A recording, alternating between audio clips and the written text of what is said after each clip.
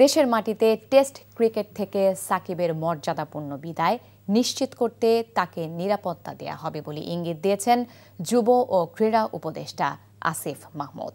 ফলে কানপুর টেস্টকেই অনেকে সাকিবের শেষ ভেবে নিলেও দক্ষিণ আফ্রিকার বিপক্ষে এই অলরাউন্ডারের খেলার সম্ভাবনা বাড়ল।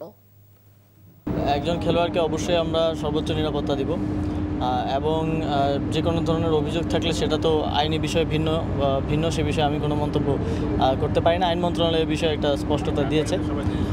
আমরা সাকিব আল হাসানের নিরাপত্তার কথা ইতিমধ্যে বলেছি এবং সেটা আমরা নিশ্চিত করব এবং আমিও ব্যক্তিগতভাবে চাই এরকম একজন প্লেয়ার যার দেশের জন্য এত অর্জন রয়েছে তিনি বাংলাদেশেই তার যেহেতু টেস্ট শেষ করতে চাচ্ছেন সে ফেয়ারওয়েলটা পাক, এটা আমার আশা থাকবে। সাময়িক বিচ্ছেদ শক্ত বাঁধন তৈরি করে। মানসিক দৃঢ়তায় আমি লোহা আগুনে পুড়িয়েছি ভালো কিছু পাবো বলে। তোর মধ্যে কোনো গলদ নেই। আমার ভুল থাকতে পারে, আমার মধ্যে মিথ্যা নেই। ওরা কি বললো না বললো তাতে কি তোমার এমন রিয়েক্ট করতে হবে? তুমি সব সময় ভালো মানুষ হয়ে থাকতে চাও, তাই না? সবাই ভালো মানুষ, তুমি অযোগ্য। বাসে না কেউ ভালো, ডাকে না কেউ কাছে,